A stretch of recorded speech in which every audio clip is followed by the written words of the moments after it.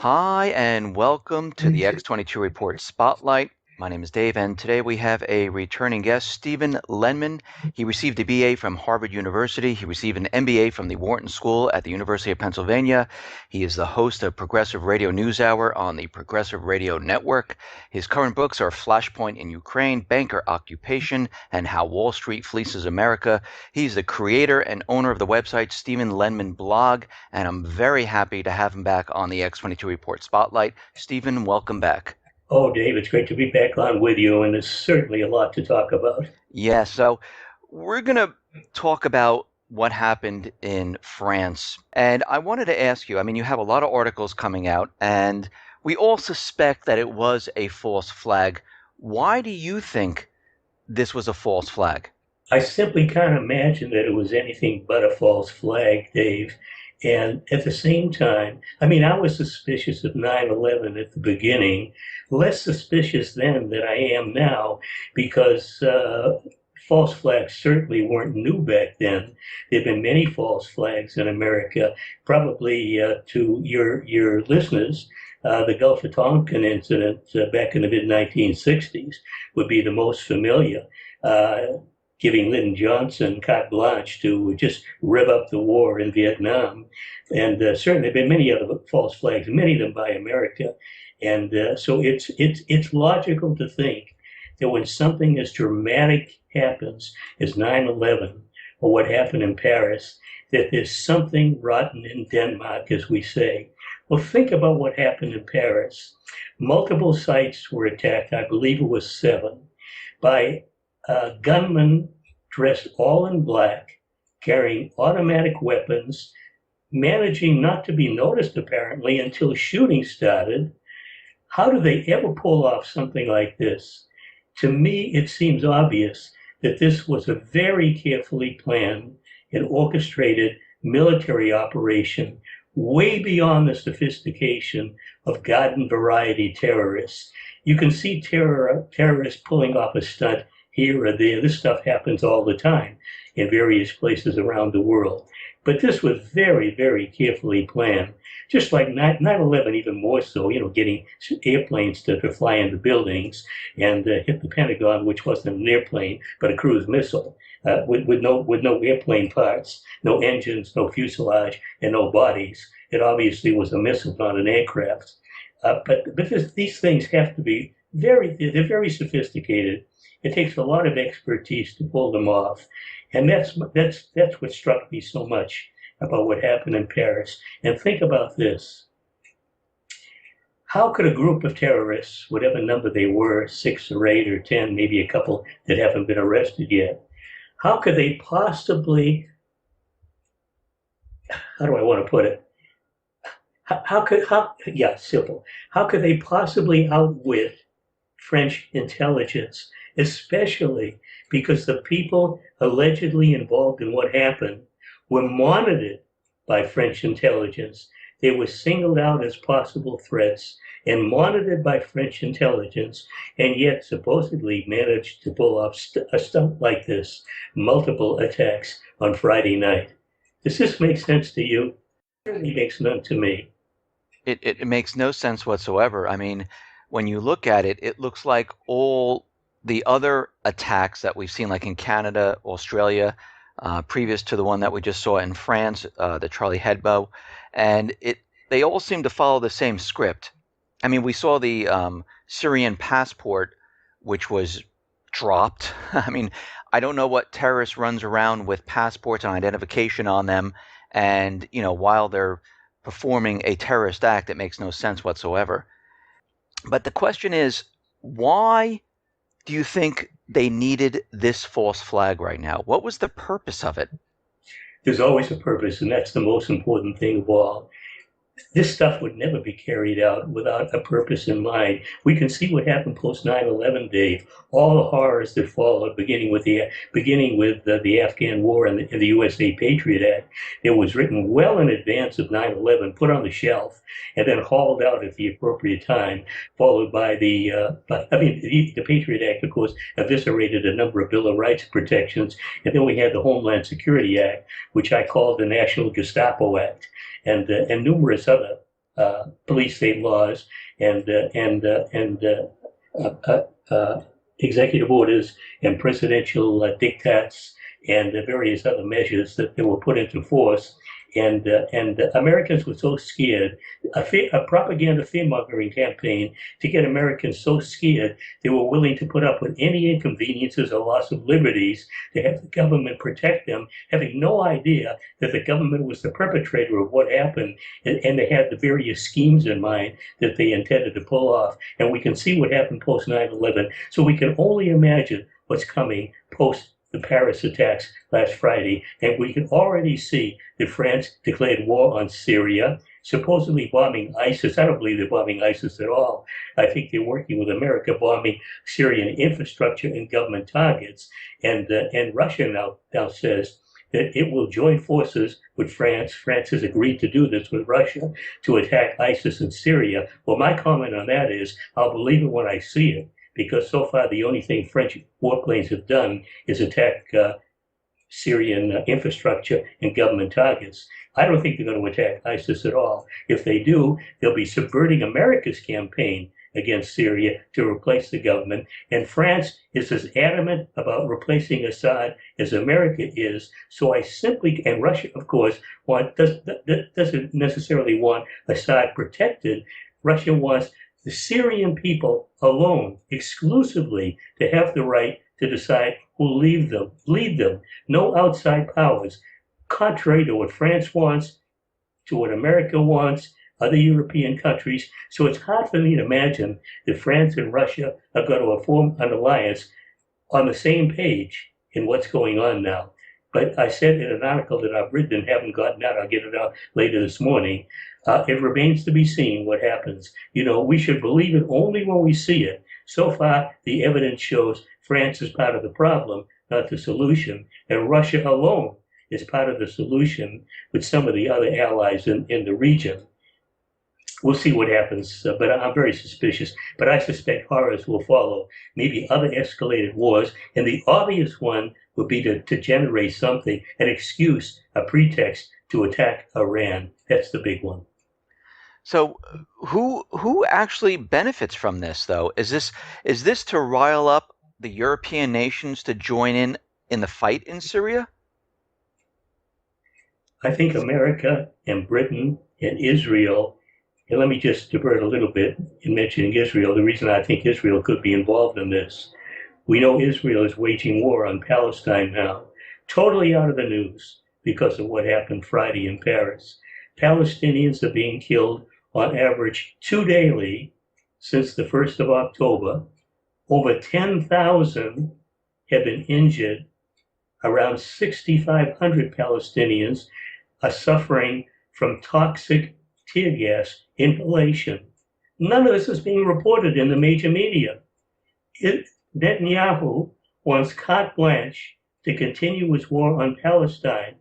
What better way to do it than to cite the terrorist attacks in France and then making his statement, which he's done, equating the Palestinians to the terrorists who pulled off the Paris attacks. He's, in so many words, he's made that statement to get, again, to give him freedom to do whatever he wants to do with Palestinians. He's already taken more actions. He's outlawed a group based on claiming it's inciting violence, which it is not doing at all. It's simply exercising its right of free expression, condemning Israel for the crimes it commits against Palestinians, which I do all the time. Well, maybe Netanyahu will bomb my building, claiming there's a terrorist in it, namely me. So that's why I think Israel is involved. But I think that the name of the game is to give America and France and Israel and other countries they're allied with carte blanche to do anything they want in the region, attacking any countries they wish, more than they're doing it already. Preserve ISIS, because ISIS are U.S. foot soldiers waging war where America deploys them. And the next part of the scheme, I think, is to get them into Iran and get them into Central Asia, which they're already in, but mainly infiltrating Russia, which is the main reason Putin got involved in this in the first place. He knows the dirty game. He wants to He wants to fight the war against ISIS in the Middle East, not wait for them to arrive in Russia. So you So you think think the end game right now is to start a war with Russia and push into Russia? absolutely. I think start a war with Russia using foot soldiers, start a war with China, Dave. Same scheme. We can see it by the stuff going on in the region. U.S. warship invading in Chinese waters, and Defense Secretary Ashton saying it's the first of many incursions to come. My words, not his, but what he's basically saying.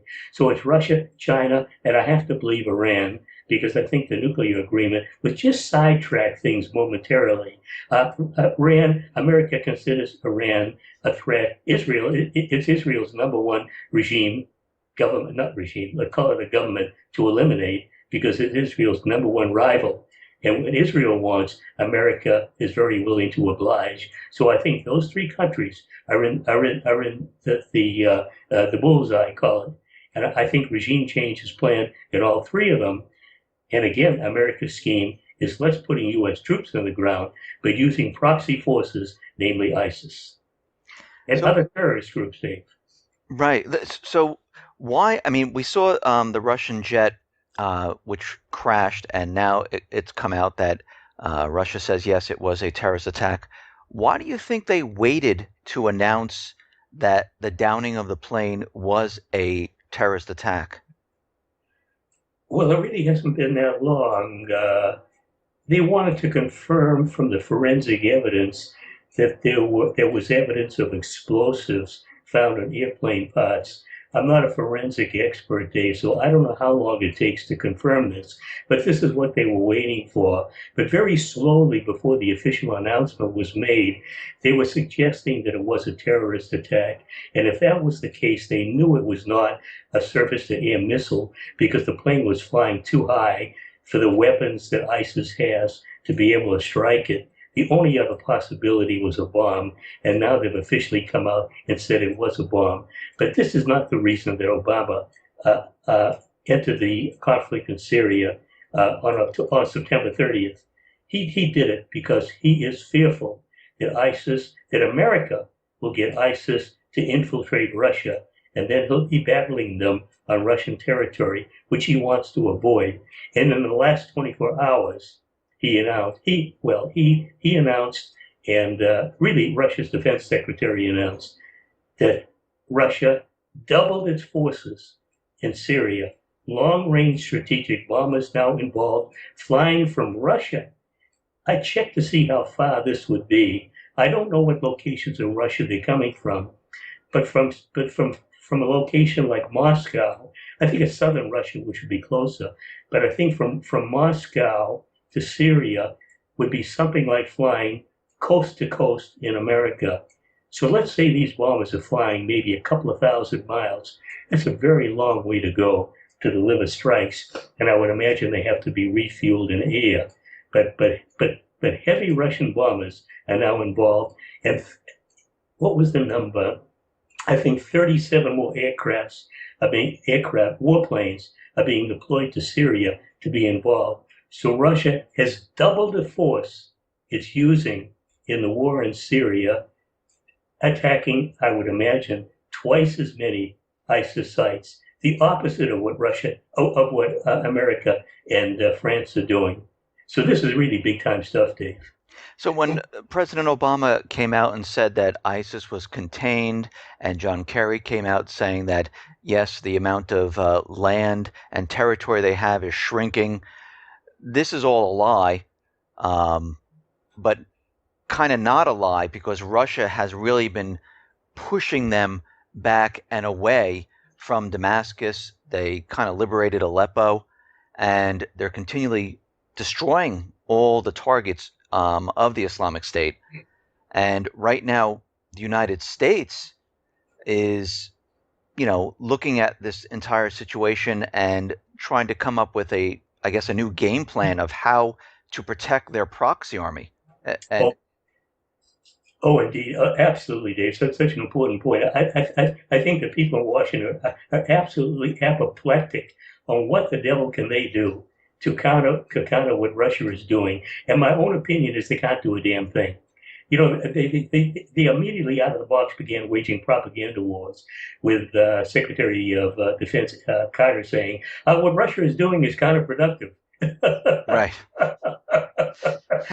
Counterproductive to America's plans for sure. And I remember Obama making the statement you said that it's not doing anything to deter ISIS and so on and so forth. I forget the date of that announcement, but I think if Obama made a statement today, you'd have to admit that the Syrian ground forces are making impressive gains against ISIS forces, and they recaptured a major base, air base, Syrian air base that ISIS had held for about 2.5 years, a very, very significant achievement. And they're liberating one village after another, advancing. I mean, Syrian forces are on the advance, and ISIS forces are on the back foot, and America is on the back foot. So what will America and France do now in the wake of this the attacks in Syria? Bomb more Syrian targets? I guess they can do that, but they bombed an awful lot of them so far. America has been bombing targets in Syria for about 14 months, hitting infrastructure targets, hitting government targets. They knocked out a power plant in Aleppo some weeks or a couple of months ago, knocking out power for 2.5 million Syrians in the area. This is the stuff that they're doing. So what are they going to do? Bomb more of these targets? It certainly won't deter what Russia is doing, Dave. So right now, there's an aircraft carrier, the USS Harry Truman, Yes. coming back into the Mediterranean. We know France, they deployed their Charles de Gaulle, which was already deployed before the Paris incident with the false flag event. That was already deployed. Now they're bringing all these forces in. We understand that the U.S. has 50 special ops, probably a lot more in Syria. This is what they admitted to. But I hear President Hollande asking for ground troops in Syria. Do you think they're going to bring in NATO into this fight? Oh boy, what a question. What a question. About the only thing we can wait to see is whether other NATO countries would want to get involved in this. The most logical one, if it happens, along with France, if France dares to do this, the most logical one would be Britain, America's closest ally, despite saying France is. Britain is America's closest ally, going along with virtually anything Washington wants to do. But now France, Hollande, and French President Hollande and Vladimir Putin spoke in the last couple of days or so and agreed to join forces in fighting ISIS. Well, now is Hollande going to betray Putin and do the exact opposite of what he said he'll do? In my article, I said we'll have to wait and see exactly what he intends doing. But here, he and Putin have decided to join forces against ISIS, even though I don't believe French warplanes are going to attack ISIS. But, we'll have to wait and see what happens. Will France now ally with Washington, maybe with Britain, maybe with some other NATO countries, and get in this fight and put ground forces into the country? I'd say it's a stretch to think that's going to happen. Neocons in Washington, I have no doubt, would like to see this happen.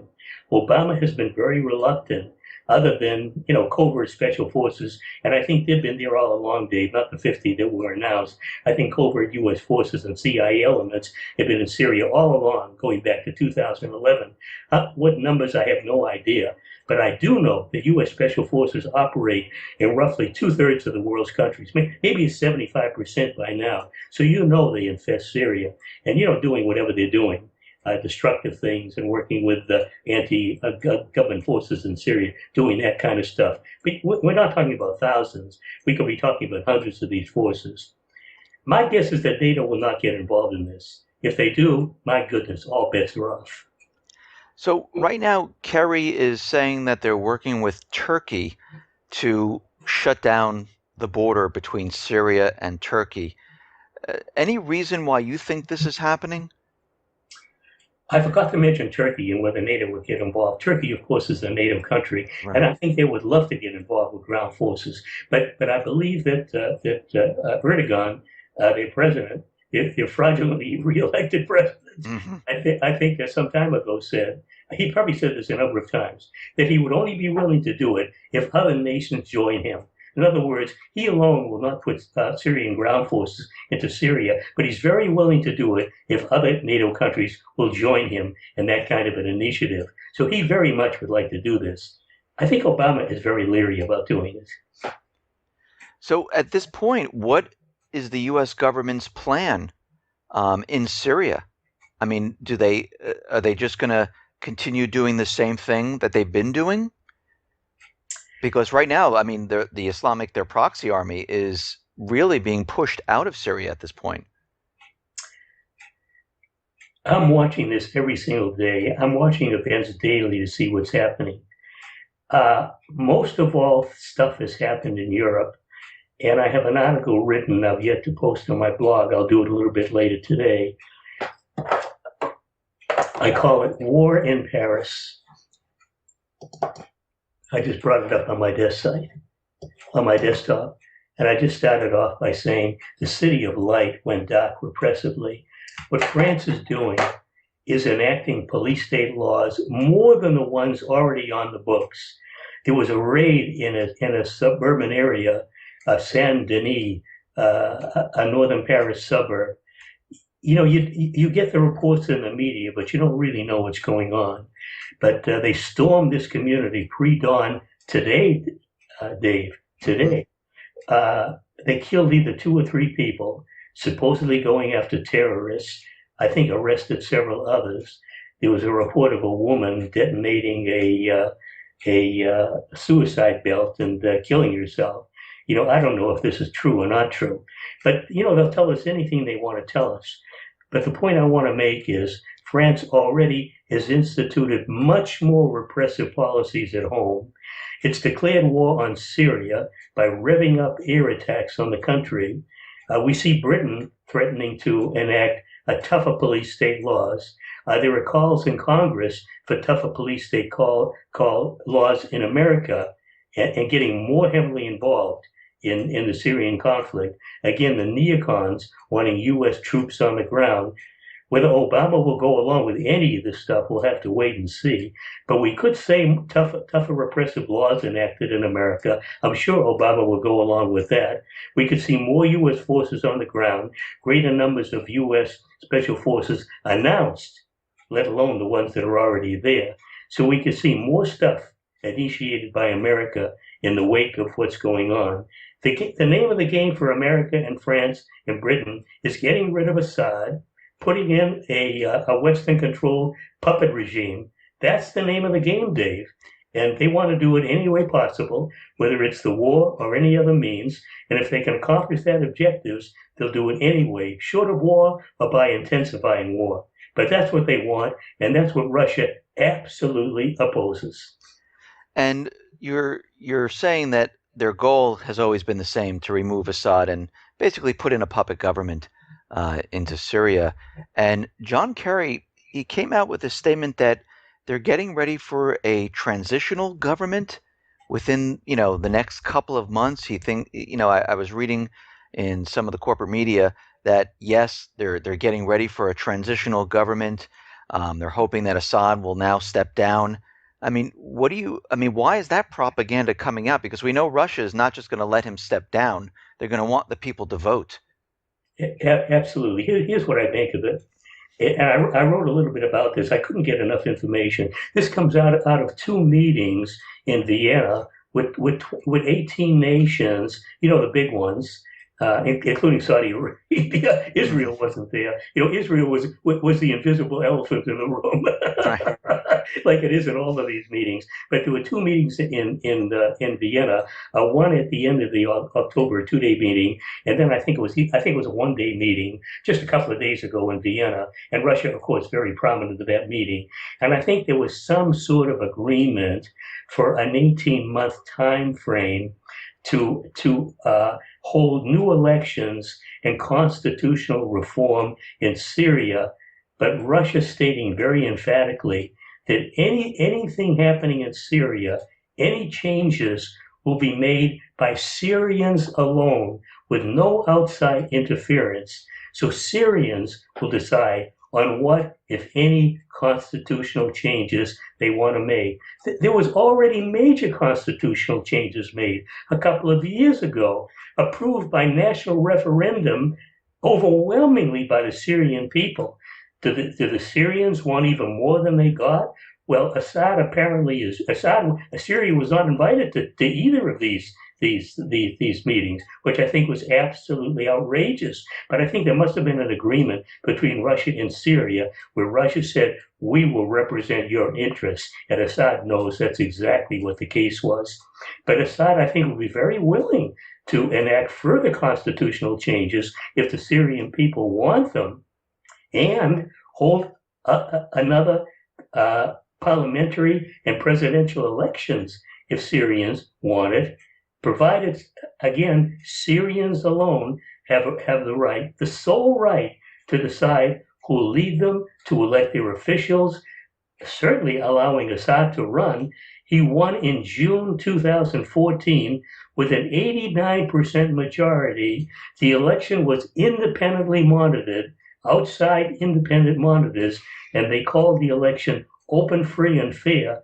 And if another election was held today, Dave, I have no doubt that Assad would be reelected by about the same majority. Yeah, I agree with you. I mean, because what we're seeing is he invited Russia in, and Russia and Syria have been getting rid of the terrorists.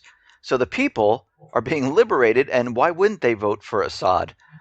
So why is the U.S. so positive that the people would not vote for him and there would be a transitional government? I think they know that if things are initiated the way Russia intends to have them initiated, fairly letting Syrians decide, I think America knows that there is no way it can accomplish its objectives. So my feeling is there's going to be something happening, and we can only guess what it may be. Maybe another pretext to rev stuff up violently against Syria and not let what Russia wants instituted take place. Let something be initiated to let Washington force regime change one way or another. What it may be, I have no idea. Again, I think Obama is very skittish about getting U.S. troops on the ground. So we'll have to wait and see what may happen. I've been scratching my head on this as well, Dave. I don't know what could happen because Russia is into this campaign so forcefully. And Putin, in the last 24 hours, initially he said his campaign in Syria would go on for about 3 or 4 months. He's changed everything now. And he made a statement again in the last 24 hours saying his campaign will continue until his objective is accomplished, meaning it could go on for many months or longer.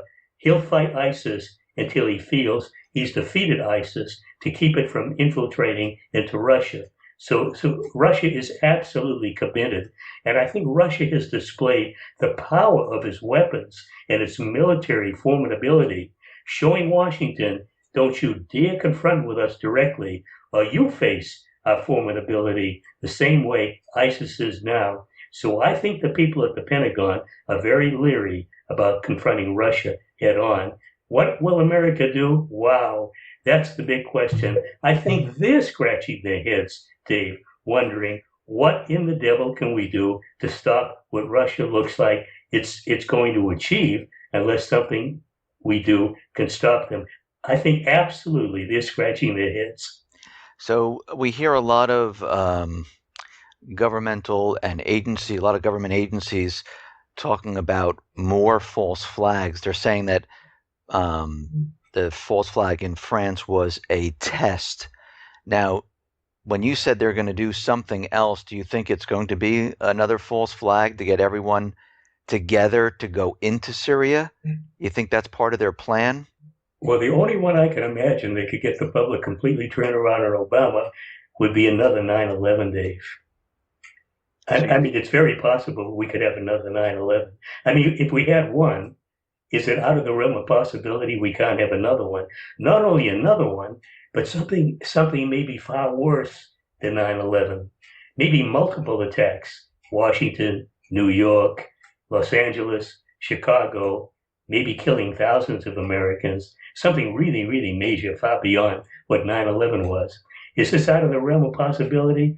I think it's very, very conceivable. If something like that happens, you can bet that all bets are off, and that might succeed in subverting Russia. I don't think Russia will stop what it's doing, but it certainly would give Russia pause on exactly what it should be doing going forward. But that would definitely turn the U.S. public around, and anything could happen after that. With all the horrors that happened after 9/11, we could see much worse stuff happening after an even greater 9/11 if it happens.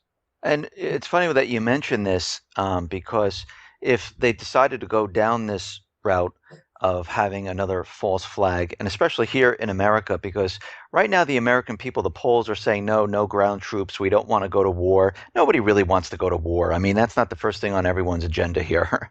But we know they use these type of events to trick the people into going into war. And if they decide to do this within, the next 6 months or so, or maybe a little bit longer, how would this affect Obama in office? Would this be such an event that he would be able to stay in office? That would really be unprecedented. Well, you never can tell. Roosevelt stayed in office for 4 terms when only two were allowed. I don't think there were term limits back then, but George Washington set the precedent. Lawmakers back then wanted him coronated, and he thought that was a deplorable idea. But then they wanted to make him permanent president. He thought that was a rotten idea, and he stepped down after 2 terms. So that set a precedent.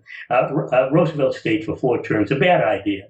He should have stepped down and let somebody take his place. It's very possible it could happen again.